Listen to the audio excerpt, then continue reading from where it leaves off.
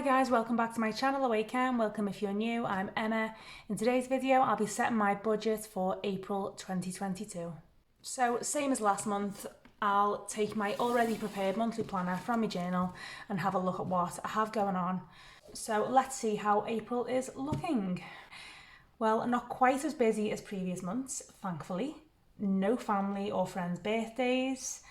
The kids have a 2-week break from school for Easter, and I have some time off work too, so it'll be nice to plan some days out and catch up with people I haven't managed to see in a while.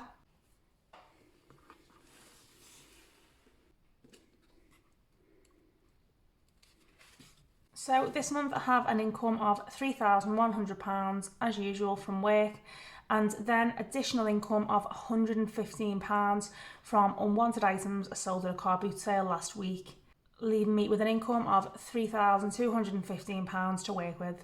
This will have to cover 5 weeks of expenses from Monday the 28th of March to Sunday the 1st of May. I've already gone ahead and filled out my fixed expenses. My council tax has risen to £180 a month, and then everything else remains the same as last month. I'm just giving myself a £4 buffer, as I actually have a buffer of £130 now, and I need as much cash as possible this month. I have already added everything up, but I will just double check before I go any further.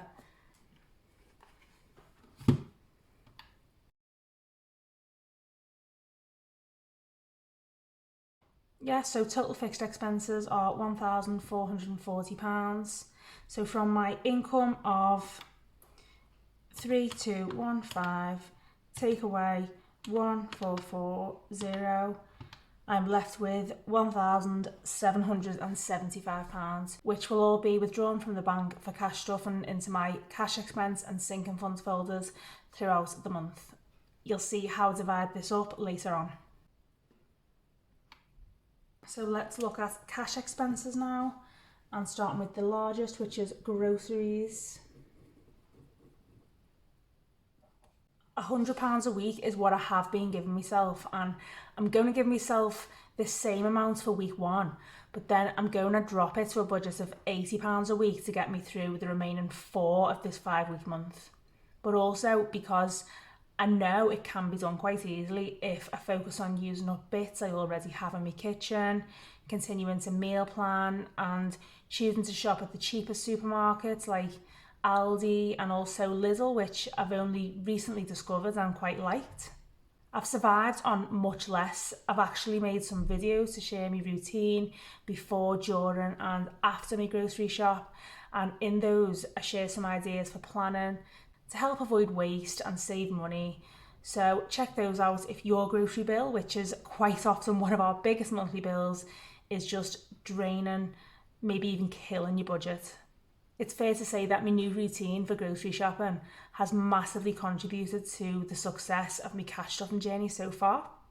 So I'm budgeting £420 for 5 weeks of groceries. Diesel. I still need £70 a week for work, school runs and shopping and the odd day out. I've decided that I'm not going to increase this just yet, despite the rise in fuel prices, because I am managing at the minute. If I do find that I'm restricted on where I can go, or definitely if I can't make my essential journeys before my tank runs dry and I have to start pinching money from other envelopes, I will adjust my budget, but for now, £350 needs to be set aside for 5 weeks fuel. So £350. Eating out. Well, I'm so proud of myself for only using £35 of last month's £80 eating out budget on actually eating out, especially when this is one area I've never been able to keep under control. I love eating out. Fast food, restaurants, grabbing coffees on the go, and given that I don't smoke or drink, I've always thought, well, yeah, this is my treat. But it was getting out of hand to the point where it never even felt like a treat to get an Indian on a Friday night. It was just the norm, like a given. So for a lot of expense, I wasn't really getting anything special, if you know what I mean. Meal planning, particularly quick and simple meals which don't require too much of my time being spent in the kitchen after work. Preparing a grocery list so I can make sure I have full ingredients for any meal. So basically not allowing myself any excuses like, oh, I'm missing something and I don't really have time to go to the shop, so I'll just slip through McDonald's drive-through. Getting the kids involved in meal planning so they look forward to the meals and don't pressure me for a Domino's pizza, for example.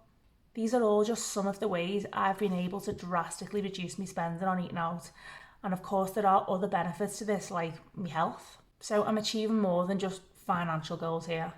I'm actually going to continue to allow myself, well, and my girls, £20 a week for eating out, because if I purposely say, I don't know, I'll slash this in half, I'll feel deprived. And I don't know about you, but I want some things more when I can't have them. Like when I'm on a diet, I dream about chocolate, literally dream. But day to day, when I'm not on any particular sort of diet and I'm eating what I want, I can do without chocolate, no problems. I'm putting £20 a week away for each of the 5 weeks. So if I use this £100 this month, that's fine. But if I manage to save a bit for use elsewhere, that's a bonus. So £100. Pocket money.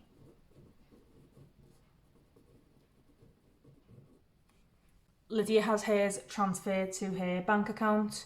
Bella's getting £20 again, but doesn't always need it because my mum and dad will give her pocket money from time to time, and mostly everywhere she goes is with me anyway. For a 10-year-old, she really doesn't ask for much, except for clothes. She loves clothes, but I do have a budget for clothes, and she often chooses to spend birthday or Christmas money or vouchers on clothes for herself. So £20.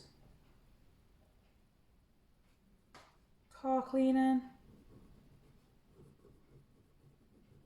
I've written it down, but I'm not budgeting anything again this month for car cleaning.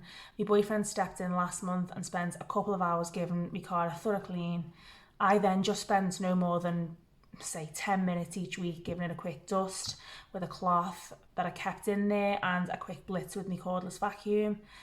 And you know what? We all appreciated it more and maintained it much better than we normally do when I've just paid out £15 for it to be cleaned at a drive-through cleaners. Having warmer, drier weather helps keep you motivated to do it. So who knows, when we're back in winter, I might just head back to the drive-through a couple of times a month. But for now, I'm saving some money on car cleaning. Windows. £10 a month. So let's add these up. So the total for cash expenses is £900 from what I have left over of 1775, take away 900, and now have left over £875 for sinking funds and possibly some savings. In my sinking funds folder, I already have £870, so I'll explain where in just a bit. So my first sinking fund is days out. I'm saying just £60 this month, which might seem a bit risky given the kids are off school for 2 weeks, but I have my National Trust passes, as well as tons of places to visit for free on my doorstep.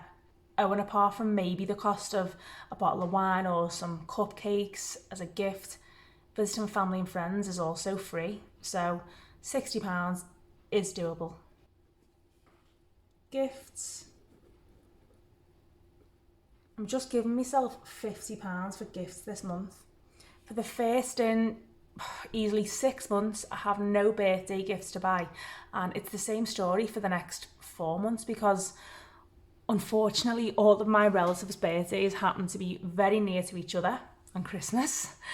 I will buy some Easter eggs for my girls and my niece and nephews, but that is about it. I don't buy any for anyone else, so £50 may even give me some change. Health. To be prepared for things like dental care or prescriptions, I have been putting away £50 every month, but I do keep spending it on other things, to be quite honest. So let's try again, hey? £50. Clothing. I'm putting away £100 in here, and will likely spend all of this because I do want to make a start on getting the girls some clothes for summer. I had a big declutter before I did my car boot sale last week, so I do know exactly what they have and need. Benny. I'm putting away £50 again. He's still waiting to be groomed. As you'll know if you follow me, his appointment was cancelled twice last month. I've already paid a deposit, so we'll need to have £30 available to pay the remaining balance when it finally happens. I've kept his face trimmed, his nails cut, brushed him daily and bathed him regularly, so he still looks and smells lovely. Holidays.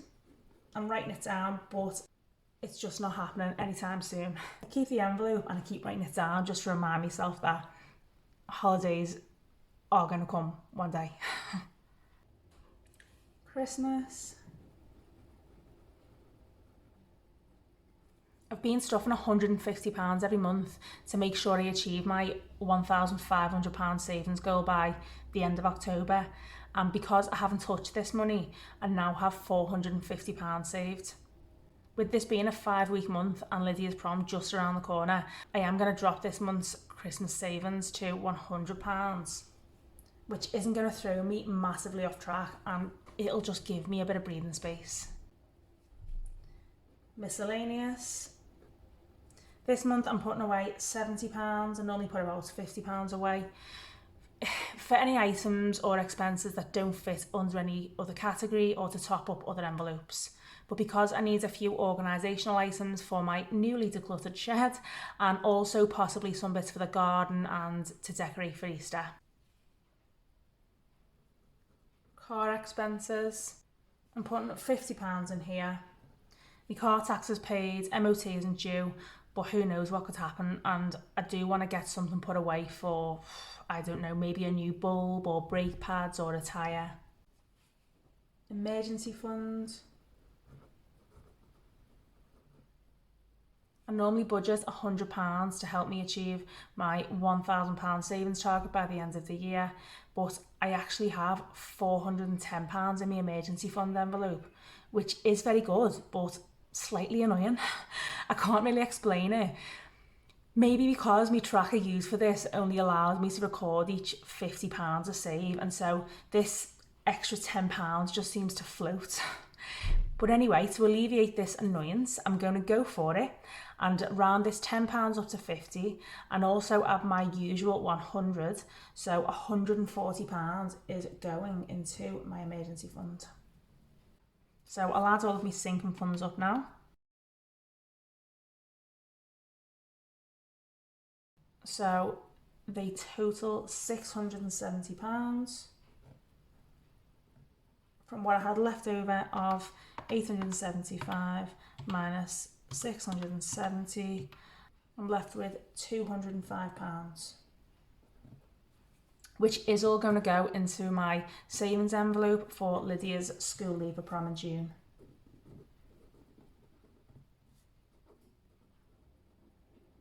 I have so far saved £285, but just have £10 in my envelope because my other savings have paid for deposits, but anything else added will just pay final balances, which for everything total £700.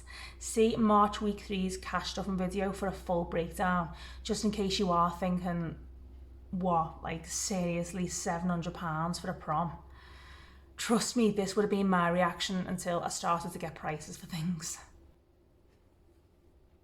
£205. Leaving nothing left over and every penny budgeted. Now, if I add up all of my cash expenses and sinking funds and savings I know that I need to withdraw £1,775 during the course of April. As usual, I don't want to be holding all of that cash in the house, so I'm going to be making 5 separate withdrawals, one a week. In week 1, I'm going to withdraw £1,095 for 1 week's grocery shopping, 1 week's diesel and 1 week's eating out, as well as the rest of my cash expenses and all of my sinking funds and savings. I'll then withdraw £170 a week for the following weeks for groceries, diesel and eating out.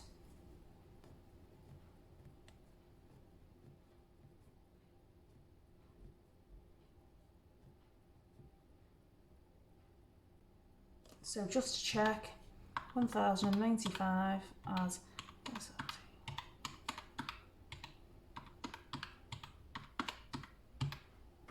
yeah, all of my withdrawals total £1,775.